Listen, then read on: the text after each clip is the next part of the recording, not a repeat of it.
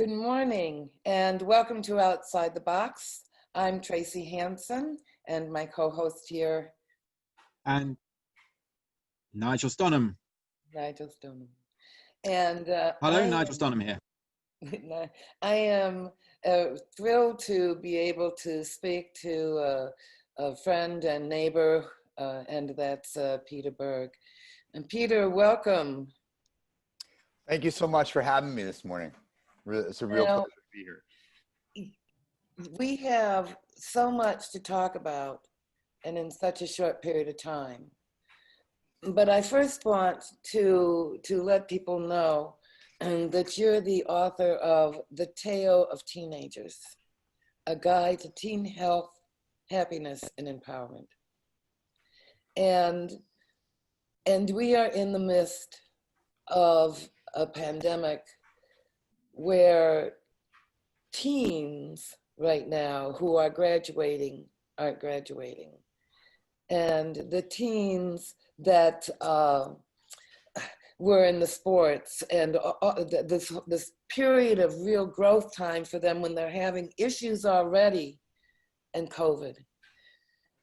So can you tell us a little bit with your experience and stuff, where they were when you wrote this, what's going on now, and as parents and educators, what do we do moving forward? Yeah, absolutely. So one of the reasons why I wrote the book is I felt that there weren't enough books out there that were really coming from the teenage voice. And a lot of what's contained in the book is stories from teenagers that they told me what really works for them. And so what I would say is where teenagers were then in terms of just kind of overall health and happiness, I think is similar to where we are now. Of course, with COVID, like you pointed out, it threw a wrench into, everyone's plans really, and everyone's routines and just ability to access things. So I think what I'm seeing now for teenagers is there's this sense of disconnection, even though they are the virtual generation, so to speak, right? They're really adept at using technology to connect and all of that, and that's wonderful and it's great. A lot of what I'm hearing though is they're missing the in-person connection, and so I think that's one thing. I think that's there are ways even with COVID to be able to do that and to do that safely. And I think I would always say, you have to look at guidelines, but you also have to use best judgment. And if you're getting together if your teen is getting together with a friend or two, and they're maintaining distance, and they're even outdoors is even better.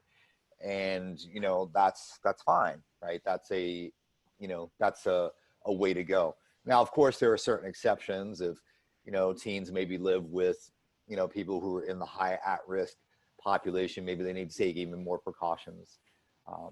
So I think, in some ways teens are where they've always been, right? And I think in other ways this is new. And, movement is really important. And I talk about that a lot in the book. There's still ways to do that. Even if you're, trying to say, hey, I am being mindful about the guidelines, but you can still move, and there's ways to move indoors even. And of course, with the guidelines, people can go outdoors and go for a walk or go for whatever. So there's still ways to access movement, and there's still ways to access good nutrition. And, I talk to teenagers a lot about, what you're putting into your body in every way. I mean, not just necessarily food, but what you're consuming, even from social media and all of that. That does impact how you feel, day to day, not when you're, my age, right? It's day to day, it's immediate. And so I think that's part of it. And again, like you were pointing out with COVID, there's, certainly some things have shifted, but I think some things have shifted also in a positive way, in terms of now a lot of teenagers have experienced remote learning. a bigger degree than maybe they were. And so I think they have more information for themselves. And part of the title of the book, right, is that last part, and an empowerment. The idea is to clear a space for them to empower themselves. It's not that I empower them or someone else empowers them. It's that they're empowering themselves. So I think now that they have more information about remote learning and they know a little bit more about themselves as a learner, they're more empowered to make better decisions on, how they want to approach learning. I mean, is the bottom line. There's the bottom line. Boy, you just took this in a whole nother direction, because okay, well, I'm going to put this away for a minute and go into the bottom line. Is this not then the best opportunity we have to regain education and rebuild it from scratch now that, the system doesn't have a clue overall what some people have been trying to advocate? And why is it that in New Hampshire you have right there an unschooled school? Okay, what is it, and what do people have to, okay, and I know him, I've been down there, okay. But the fact is that we can now allow that to happen in a global educational environment. We have the ability, we have the things there. And isn't that really allowing the learners to take control and empowering them to be able to search out with mentorship what it is and where it is? Yeah, absolutely. I think this is a great opportunity to look at and explore different things. So part of the work I do is with an organization called AERO, the Alternative Education Resource Organization. And, what you're talking about having kind of an unschooled school, right? Which really is the idea of this self-directed learning or self-directed education. And it's the idea that, really everyone is a natural learner. And this idea of, and Maria Montessori, I think, had a great way of looking at it: follow the child. Follow the child. And I think that that's a great, it really sums it up really nicely. You're following them. So, and you're working with them through their interests, and do as you see themselves emerging, and then they feel, they know who they are. They know who they are as a learner. They know what they like. They know what they like to do. And, there are people who would say to me, well, I have a child and they don't want to, they don't know what they want to do. And they don't, and that could be true sometimes, but it just takes a little more time. It doesn't mean it won't happen. It just takes a little more time for them to feel comfortable with doing that. And there are a variety of reasons for that. But I think the fundamental thing is humans, right, are natural learners, and children especially. If you watch a young child, they're learning all the time. I mean, you really have to do something to get in the way of that to turn it off. Right? You really have to want to intervene in that process. What is it? What is that seed that's driving that when they are young? What is that? I believe that it's innate, and I think I also believe we got one word really that sums it up, and I actually have a book. If I could get kids to illustrate it, I'd have it, because I believe in the book everyone is a superhuman. We are born as superhumans, just like a Superman, we have the powers, okay, because we have the seed with us when we're born. And what that seed is that motivated us to be that. It doesn't matter who we are, where we come from, whatever, is curiosity. Yeah. And asking questions. And kids ask questions and are so curious. But, as parents, usually we just kind of answer them and sort of put them off to the side instead of listening and kind of building that and working with that. Because, I've read somewhere there are two ways of raising kids. You're either a carpenter or you're a gardener. But I think we have all mostly become, and so it's a system, we are carpenters. We are building what we want to come out of the system.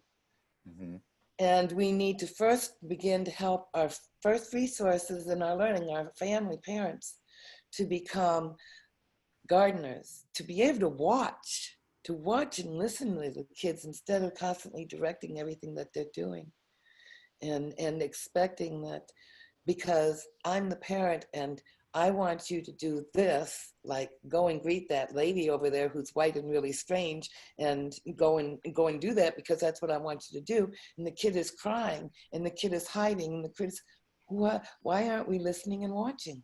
The kid will come when the kid is ready. Just like they'll learn when they're ready. Yeah. How do we help the people become gardeners again? What do we do? Part of that, I think, is trust and trusting themselves. And I talk to parents a lot around that very thing, how, you know, they've lost trust in themselves, I think. And so when they lost trust in themselves, it's natural in a way to sort of impart the things that you feel are important, right? The things that, you know, and if you grew up in a certain way or you're used to a certain way of doing things, it's sort of natural. So you really have to be conscious of those kinds of things that are coming out. And again, parents, sometimes they don't trust themselves enough. They feel like they need this blueprint on how to do it rather than going with intuition and going with, hey, this is okay. I'm gonna trust myself and I'm gonna trust my child. And then when you turn that over to a big school system, you know, that, you know, we, not to really get into the whole history of how the public education system came to be in the United States in particular, and even around the world, but in the United States in particular, there's a whole background. And if folks are interested, there's a great book by John Taylor Gatto called The Underground History of Education in the United States. And it's really gives kind of this big sort of overview of, you know, how we sort of got to where we are. And so I think it's kind of the same idea. It's the not trusting, you know, humans and kids to, like you were saying, Tracy, you know, when they'll learn when they're ready, they'll come to it when they're ready. And I think we all have our own timeline, and they all have our own time, right? We all have our own timeline. And I think if you look at schools, it's kind of that way. Well, when you're in 4th grade, you do this, and you're in 5th grade, you do this, and then you do this, and then you do this. That's right. And oh my goodness, well, maybe I don't want to, you know, maybe I don't want to do that in 4th grade. You know, maybe I want to do it in 2nd grade, or maybe, you know, I never want to do it. And I think I know, Peter. And okay, so now let's go even deeper into this. All right. The social expectations of our kids. And parents' social and academic expectations, which are not really aimed at gaining knowledge, becoming empowered, being happy and doing something you enjoy. It's really about the money and the prestige that you will give me as a parent or me as, right? Isn't it? So, yeah. I mean, I think. What is that? And you know, this whole thing about how much money we spend teaching kids not to bully. Huh? Like it's their problem. They caused it? It's a social disease. Are you going to get the kids to stop doing something that they see their parents and their neighbors and their governments and the world doing every day? That's crazy. What a waste of money. It just absolutely, you know, but why has even before COVID, suicide rate of our teens around the world gone up? Really, in India, it's immense, it's crazy. And in India, of course, education isn't about knowledge, it's about the money because it's a business. And if the kid can't pass that test at that stage, he just keeps doing it again because it's more money. It's more money. And if teachers don't teach well in the classroom, it's good because it brings money to them for tuition, right? Okay. Yeah. And in the United States, the drug overdoses and the drug abuses and the kids turning to those kinds of things. Why? And those were things that were happening pre-COVID.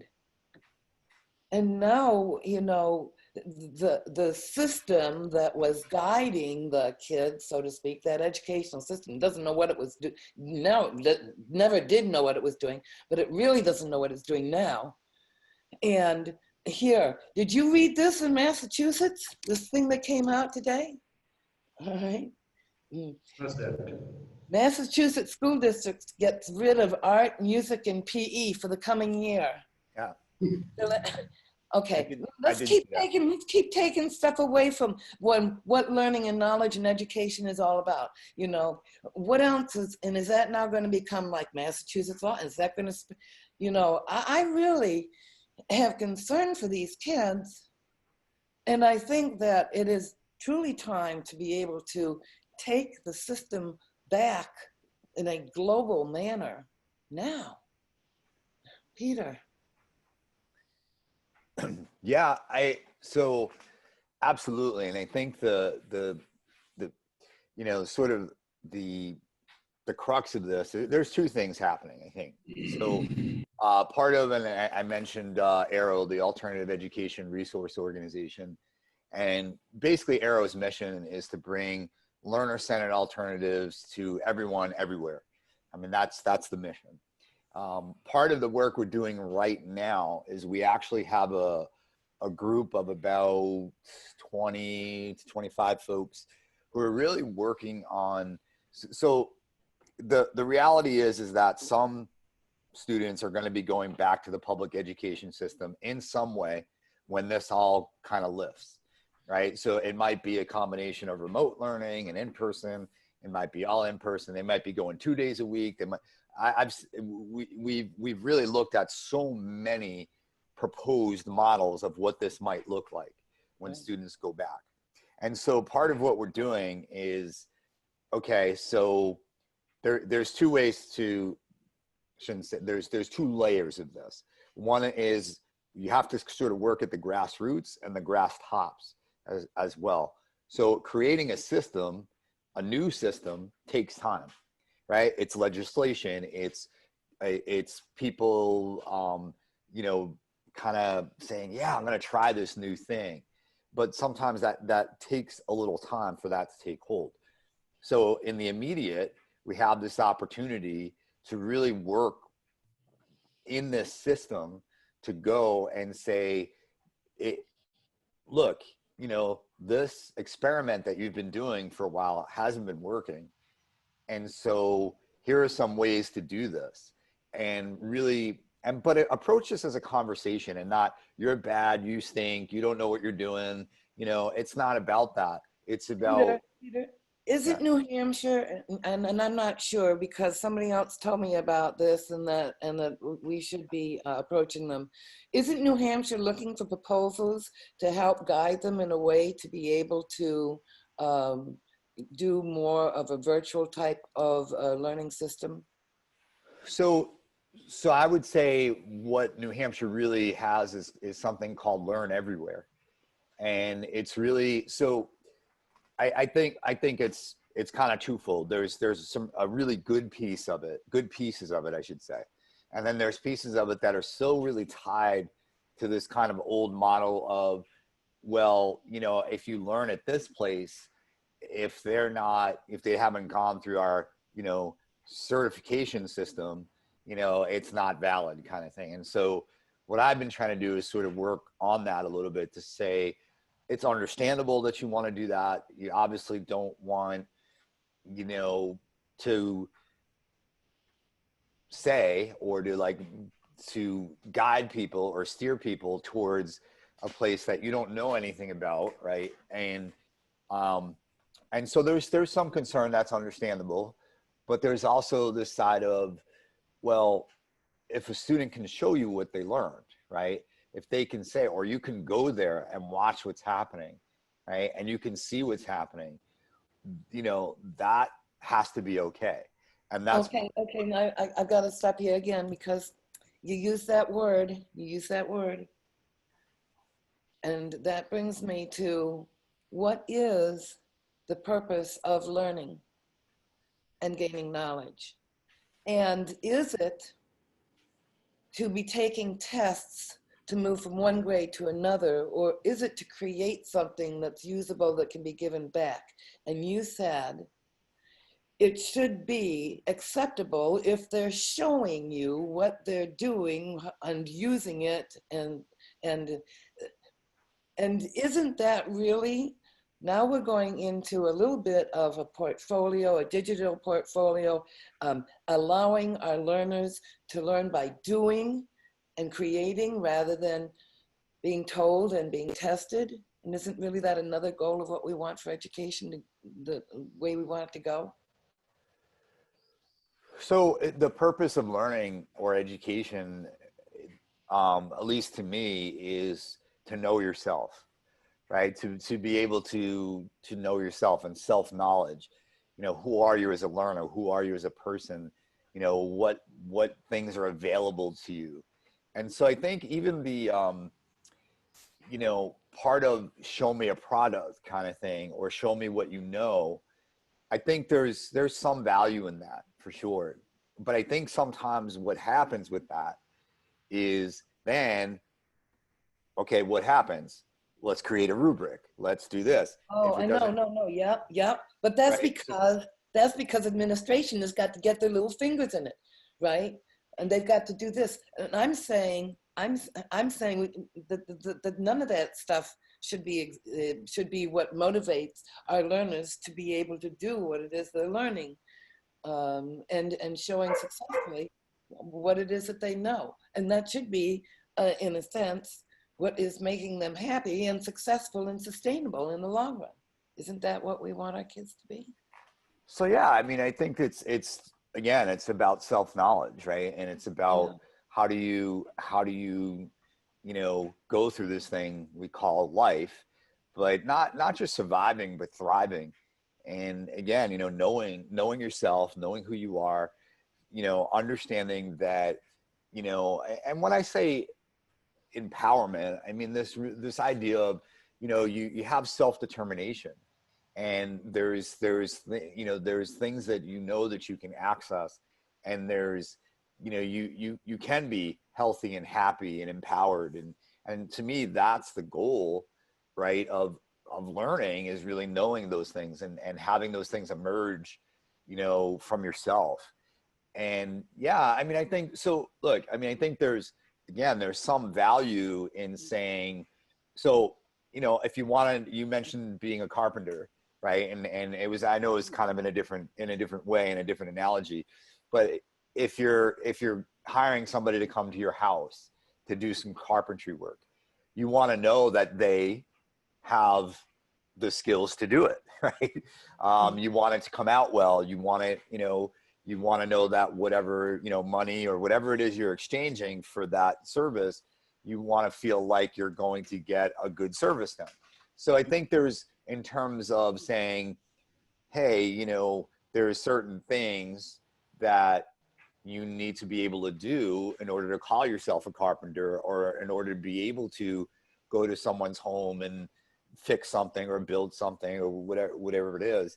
So again, I think there's value in that as well, to know, even for yourself, to know, hey, now I can Now do you it, know. right? Wow, I Right. can do this. But the route that you get to that knowledge, okay, so this is what you have to be able to be a carpenter, where people are going to pay you. Okay, and I have a passion, and I want to be a carpenter and a builder, and I'm going to do a lot of building and stuff.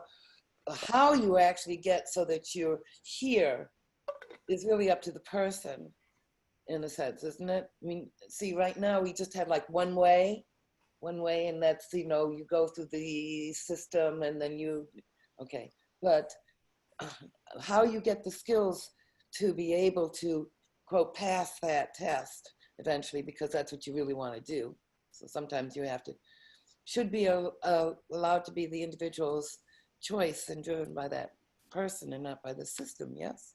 Yeah, and I think how you get there, sure, absolutely. And I think that's part of, I think, a lot of what we have also been talking about in terms of learning is, you know, we all come to these things in a different way. And in a way, in a really, you know, and I know this at first might seem a little contradictory, or wait, that doesn't really line up. But even in the mass education system, we still all kind of, you know, find different ways to get to a point, and we find different ways to, you know, if we had to get a certain amount of credits, right? We And yeah, find a way to walk the line, but some fall off, a lot fall off. sure, a lot fall A off. lot fall off. A lot definitely fall off, but they're finding their way. And I think the thing is, and in no way am I saying that the system the way it is good. I think there are a few things that it does, and I think one is actually, when we look at this kind of system, I think the idea behind it, right? And if you really look at some of the more altruistic kinds of sides of it, I think, yeah, it sounds great. But I think the problem is when you have a mass system and you're trying to do it all the same everywhere for every person, that's where it really falls off, because there's no good way to do that. And I think what we're finding right now is, especially for a lot of students who've come to this remote learning, and again, not to say they didn't have any experience with remote learning, but now, in a way, they've been sort of forced into it, right? It's like, well, now you're doing remote. Let's face it, the remote learning that they have, this is going to get a little political, is VLAX. And it's always been VLAX in a sense, because actually at one point I had gone to the State Department with a coworker, and we were proposing universal library for learning and creating a system that we could allow learners to come in together and learn. And it was called Mistakers. And I did get it licensed for a year, and then it got pulled. And not because of its curriculum or anything like that. It got pulled because the students weren't walking through the door. It wasn't about the learning, the curriculum, or any of the stuff that they were doing. It was about the head count. Mm-hmm. And I had kids coming in there, a couple from the US. I had a school coming in from Africa, and I had, you know, and it was the beginning. It was great. But then we went and asked, they said, well, we already have a school. And that was VLAX. So it was very difficult to really break through that. Mm-hmm. Yeah, and so I think now what we're seeing, though, is that there's a lot of different models for remote learning. And you can do remote learning well, and you can do it really poorly, and everything in between, right? I think you can do a self-directed model with remote learning. There are places out there now. One is called OutSchool, right, where it basically, you have classes that you can choose from, right? The student can choose, hey, I want to learn about this, I want to learn about that, and that's kind of, I think there's that sort of exploded now with COVID, and there are a lot of, you know, tech companies and things like that really trying to, you know, get up to speed on that and really have this be more of a broad kind of sense of, now I can sort of pick and choose the things I want. So I think we're going to see that become more available. And I think there's a flip side to this, though, as well. I think because some students have been forced into remote learning, and it's basically just a remote version of what they're experiencing in class, right, or in the system, it may shift them sort of away from it, or it might make them sort of kind of have a second thoughts about doing remote learning. And again, there's all sorts of, and I think there's a lot of valid points in terms of, and I hear from teenagers, they're like, yeah, I could talk to my friends online, I can do that, but if I really want to learn something, I feel like I need that personal contact. And so so that's valid, and then we have to listen. And I think the part of what I am feeling, and I'm a little reticent about, is there was a lot of adults getting together, convening these meetings and talking about what do we do and how do we do it, and very few have youth or teenagers involved in those discussions to say, what's going on for you? What can we do? In AERO, we're doing this video series called Just Ask, right? And it's just ask whoever. And there's actually a whole campaign called Just Ask Us. And it's about asking kids, what's going on, man? It's kind of like, it seems really simple, right? That you would ask. Right? Well, no, it doesn't seem really simple. I mean, yeah, it does. It does to a few people, okay? Because, well, you know my work, and it basically says learning can't happen unless you start to explore it, and that's asking questions, which our kids do when they're young all the time. But you also know statistically that by the time they get into about third or fourth grade, they stop asking questions. We kind of drill that out of them. I have even been in a news conference where they were interviewing me, and they didn't ask any questions until afterwards when they went over to somebody else and wanted to know what I was talking about. What? People don't ask questions, and when they do, kids are told what? Don't ask the questions, look in the book, whatever it is. So that piece that drives us at the very beginning, our curiosity and our desire to want to know, gets pushed down. So that's why you say just ask. See, the kids, I think, are so much further ahead in so many ways from where we are too. They're saying just ask. That's key. That's a key piece. And I think that would go honestly for anything. And part of, when I was talking about my book and how really a lot of it is really about what teenagers told me, right? And really some of it I asked, and some of it they just told me without asking. And I think there's a real, I think, again, asking. And I think what happens with some adults is that they think if they ask and they get an answer, that they always have to act on the answer, right? And that it's like, well, I have to, or it's almost all the way in the other direction. Well, yeah, I'm going to ask, but I don't really care what they're saying, and I'm going to do whatever I want to do. So there's this kind of, I think, it's part of this is, a lot of adults grew up that way, right? They grew up in a system that didn't ask them, right? They weren't asked. They were just told, you do this, you do this, you do this. And, if you ask a question, you may get an answer, but most of the time, adults aren't going to listen to you, or they're not going to take you seriously. So they've learned to kind of stop asking questions in a way. And so when, of course, when they have children or they're working with children, or, they sort of look at it in the same way. Now, I think we've definitely made strides in that area. I think there are adults that are more aware of, hey, if I ask, I'm really going to get some good stuff here, and there's so much that we can do with that. And that's really it. I think we're really at the point of, just kind of making sure that we ask kids what's going on. Speaking of asking, let's see whether or not the other people have some questions, and also tell them about the upcoming conference as well. Sure. So let's see.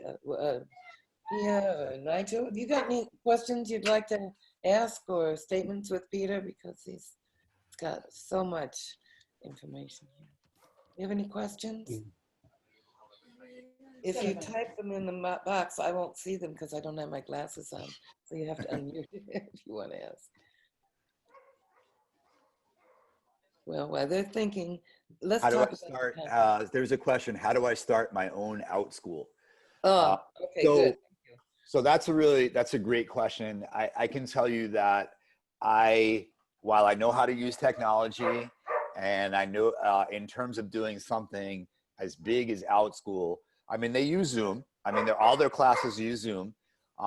In terms of how they created the website and the platform to get in it, that's not really my area. That's a little bit outside my expertise. But what I would say is, really it's about finding out the interest level of, so are you going to do something like OutSchool where it's really broad and any, the teachers or instructors, whatever you want to say, can really offer anything, that they're interested in. I'm actually doing a few classes on OutSchool. I'm doing one on teen health and happiness. I'm doing one on Tolkien and Lord of the Rings, right? Because that's one of the things that I love.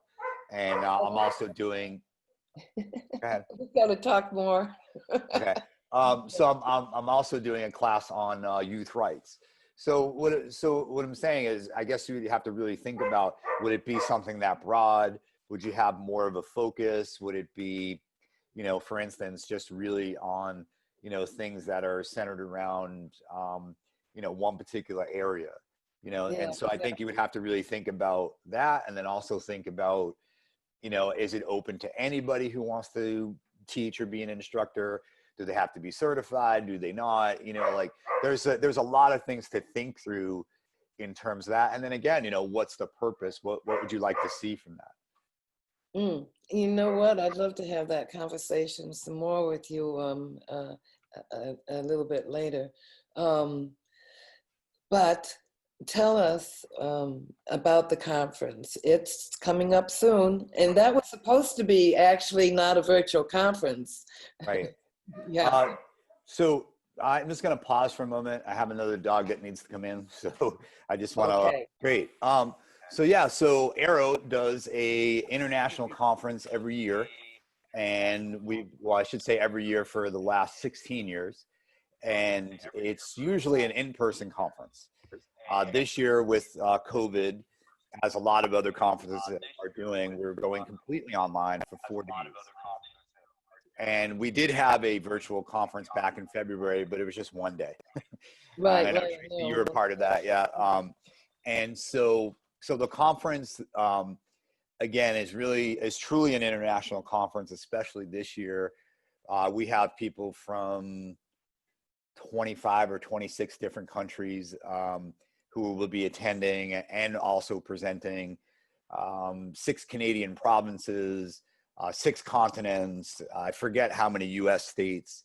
And so really, truly international and global. And so really it's the idea of this conference is, again, bringing anyone who's either interested in or already works with learner-centered alternatives and to come in and to share. And it's bringing all those together under one roof. There's a lot of conferences out there that are great. I'd be hard pressed to think of any other conference that brings together all the learner-centered alternatives together under one roof. And I'm talking about globally. I mean, there are conferences that I'll do, like a homeschooling conference or Montessori, and those are great. And we highly recommend, going to those conferences as well. But again, our focus is really bringing all the learner-centered alternatives together to share and learn and just and talk about and really how do we make this education revolution happen, and really take hold. There looks like there's another question in the chat box. Okay. How is it possible to teach English online for a huge number of learners who do have different majors and levels?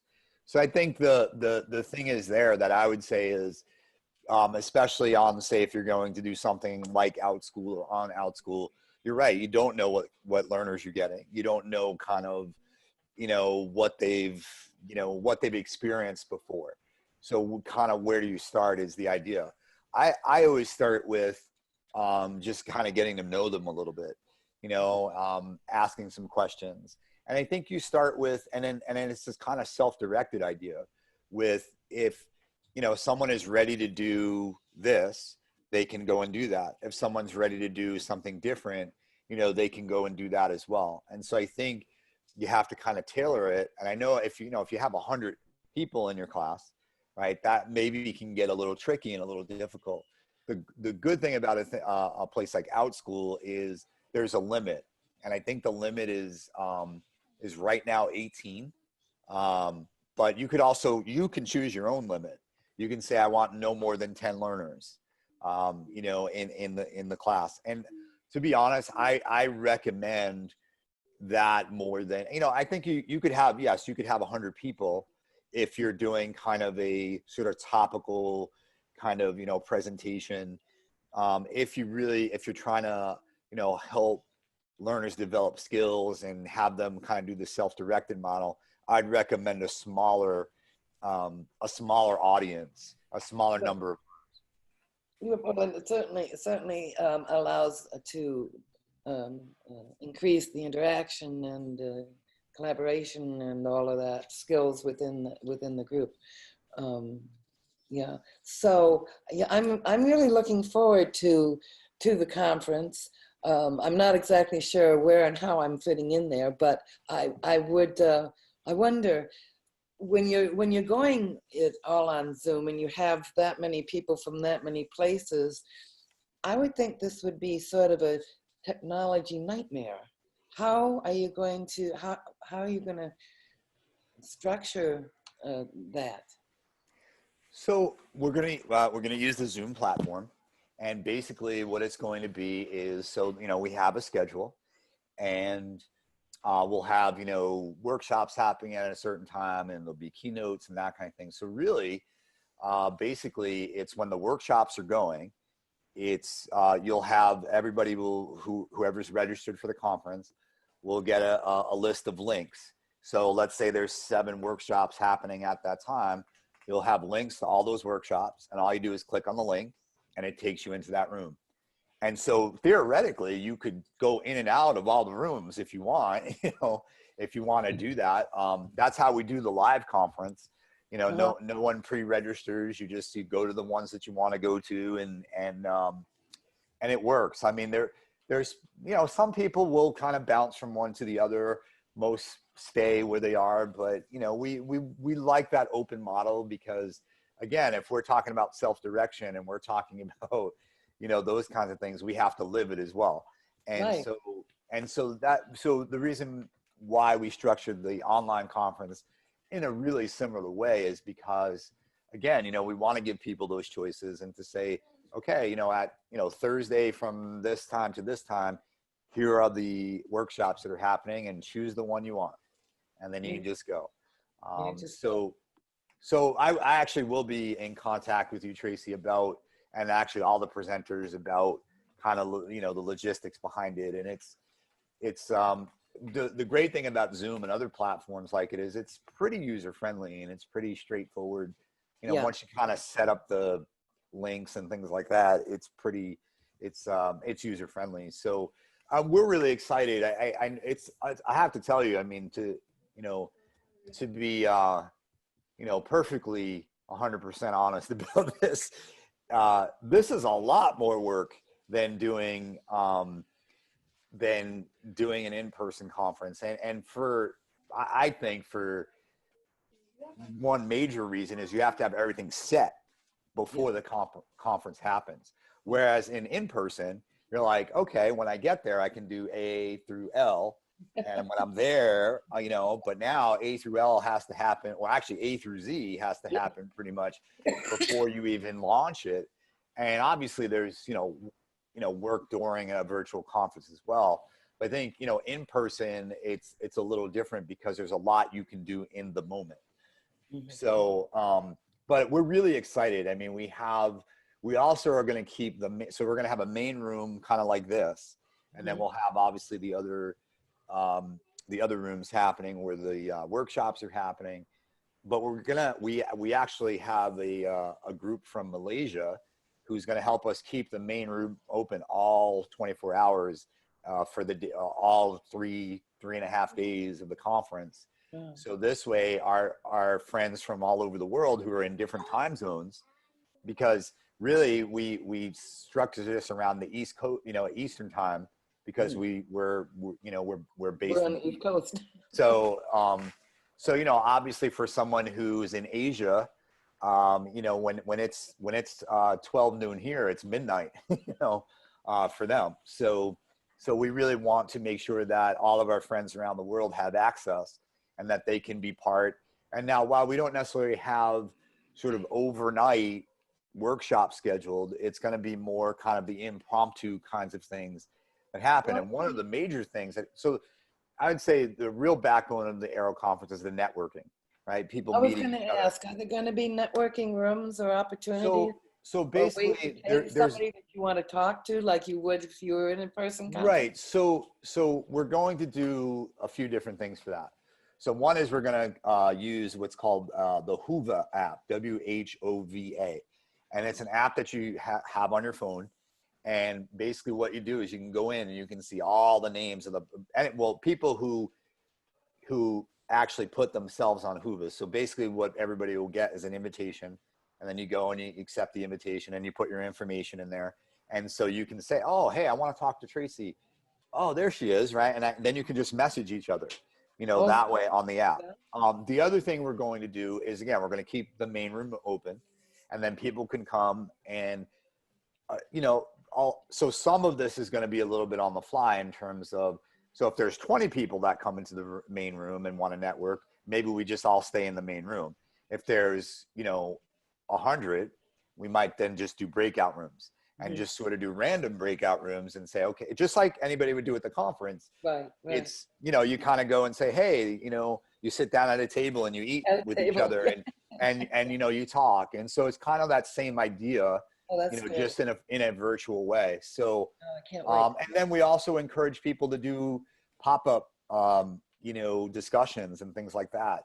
And people can also network offline. If you're like, hey, you know, Tracy, I really liked what you had to say. Hey, do you want to do a Zoom chat? Here's a link. Let's go do a Zoom chat, you and I, or let's talk on the phone, or let's text, or, you know, whatever. Whatever. Yeah, everybody's really good at that stuff now, right? So it's like there's so many. Some people are really good. There's so many. So I'm still learning, but Yeah. you know, Peter, I know that those few that are here, and certainly any of them that watch us, are going to say, "How do I get to go to the virtual conference? How do I mean? We'll attach that into the video and everything so that they can, but how do we do that?" So the best way is I actually put the link in the chat box, and it's www.aeroconference.org. The link is in the chat, and that's really the best way. This website is, you know, constantly being updated, and we actually have a person who's going to really is doing great work for us, and is actually so what I would say is if you go on today, as opposed to if you go on tomorrow, it might look a little different tomorrow, but it's going to look better. And so it's just, again, www.aeroconference.org, and you can go there and you'll see the workshops and that kind of thing. But again, just for, you know, an FYI, what you see today is going to be different than what you see tomorrow or even on Thursday. You know, tomorrow and Thursday, you're going to have more of the updated version and more of sort of all the offerings there and that kind of thing. So no, do they have to pay or just register? So, well, it is, we do charge to come to the conference. It's actually one of our main revenue sources right now for AERO is the conference. We did do a pay-as-you-go. That's expired. We're thinking about extending that. So if you kind of stay tuned and follow AERO's Facebook page, you'll see things on the Facebook page and even on other social media. And so we try to make it, you know, we really work really hard to make this affordable, you know, for anyone who wants to come. And, you know, so we really, you know, we put a lot of work into doing that. So again, you know, and if you're like, hey, I don't remember what he said, you could also contact me. Someone put my Facebook page up there, so you can contact me through Facebook. I'll drop my my email in here right now, so folks can contact me if you like. So it's And Peter at what is it? educationrevolution.org. What is the cost for people to be able to go at this point? Okay, so right now, we're asking for 125 for adults, 75 for students. But again, you know, we work with people to make that affordable. Now, what we're hoping to do is to extend the pay-as-you-go, but to give options like a 25, a 50, a 75, you know, that kind of thing. Sorry, not pay-as-you-go, pay what you can. And so we're looking to do that, and to so certificates, what we really do is we give you a certificate to say that you attended the conference. What I would say, depending where you are in the world and depending on, you know, I would say here in the States especially, there are some states that are really great about giving you continuing education credit for that, and there are some states that need you to do whatever they need you to do. They might need you to write something up, or they might need you to, you know, I know here in New Hampshire, if you have a certificate and, you know, a short little write-up, that's usually fine. And I mean, like, really short, like, here's what the conference is about, here's what we did, here's the amount of days. And so we can give you a certificate that says you attended. Now, whether your accrediting body will give you credit for that is, you know, sort of up to them. And you know, we don't know. So, you know, we don't know if your accrediting body will give you credit for that. But we've had a lot of people in the past get credit for coming to the conference. So it really kind of depends on, you know, the individual accrediting body you're working with. And what I would also say about, you know, the conference itself is, you know, if you can all come, and even if you can't come for all 4 days, and if you, or maybe you can pop in and out on the days, I think just for the diversity of thoughts and the diversity of what people are doing, and just to find out what other people are doing, is to me so inspiring and so empowering.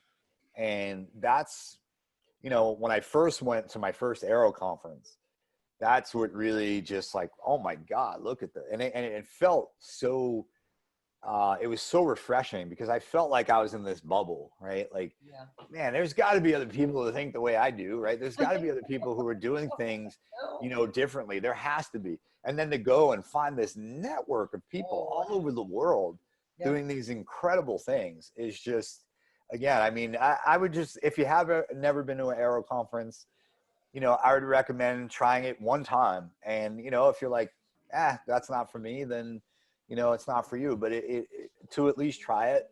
And I think that you would come away with some, you know, some really great inspiration. And, you know, we're going to have youth panels, and I think just to, again, that sort of wide array of, you know, things that are happening. Yeah. Yeah. And with that little blurb, we're going to just end outside. I'd like some question, Nancy. I'm sorry? Oh, yeah, I have some question for him. Okay, all right. Well, and I'm glad you're speaking up now, because we were just finishing. Yes. Nice meeting you, Peter Berg. After listening to your wonderful presentation and also introduction of your organization and what you are doing on the education part, and it was very good that I got your connections, and also Facebook, and also your website of the AERO, www.aero, something like that. You know, I have copied down. And as far as saying that the education in Asia also very much now after the COVID depend on the online.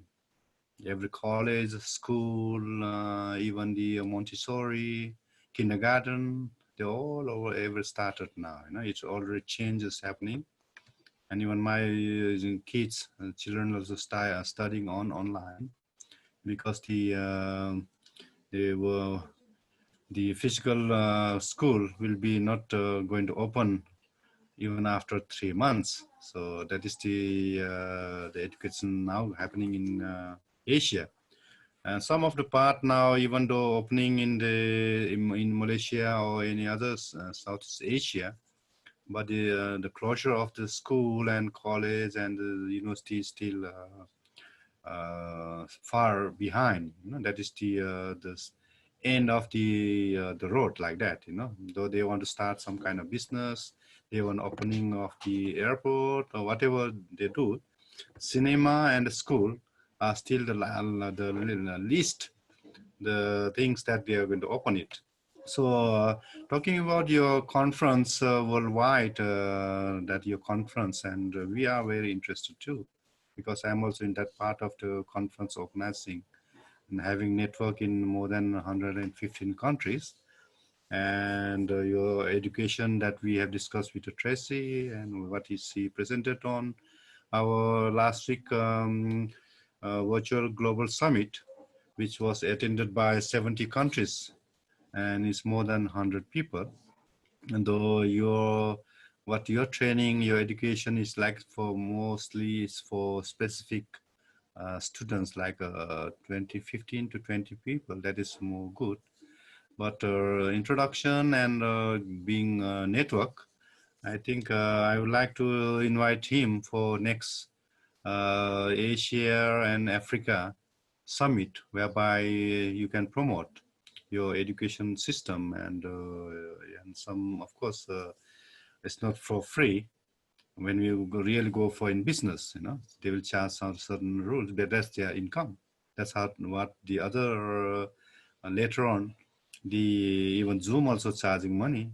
If 40 minutes you don't have to charge, and less than few people. But if you're over 100 and you go over 40 minutes, then you have to charge it. This way, some of our educators and trainers in Asia also talking about the same way of that certain amount of money, like $1 or $2, and because this pandemic time, everybody lost business, and we also cannot really say this is you have to pay for this. So it's like a little bit harder things.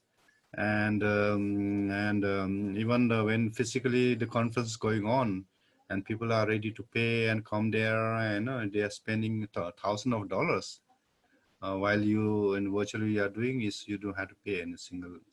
It's like this. We already meet. Peter, Thank you. it's been a delight. It's been a delight to have you on, and I hope that you will join us again. And I look forward to talking to you as well later. And yeah, I really so appreciate you having me on today, and I appreciate everybody here and your questions and your thoughts. And yeah, I'd love to join you again. And just to answer a quick question about the conference, it's, again, I mean, in terms of it's workshops, it's keynote sessions, it's panels, and I'm not the only one doing it, but it's myself and Jerry Mintz, who is the executive director of AERO, and it's he and I, and then we have another gentleman who's kind of helping us now with, once we transition to kind of the new website, who's helping us. We have some other folks, doing kind of small things for us, but primarily it's Jerry and I doing it. And so it's, again, I think this transition to the online platform is definitely a lot more work than, we're used to in terms of, the in-person conference. Setting it up. Yeah. But I actually do have to run because I need to get onto actually another call. Okay. And so I don't know, my days have been, taken up with Zoom, but doing a lot of trying to do some outdoor stuff too. But again, I do appreciate you all. Thank you so much. Glad you did take the other thing is that we do every Sunday, we have a Zoom gathering on Sunday. We have AERO does it. And so look on our Facebook page. I usually post it on there with the link, and you're all welcome to join and come and share your knowledge and ask questions and all that good stuff. Oh, that sounds wonderful. But again, thank you so much, and I will see you and talk to you very, very soon. Thank you. Thanks. And okay. Thank you very much. Namaste. Outside the box. Namaste. Thank you to you all for joining us.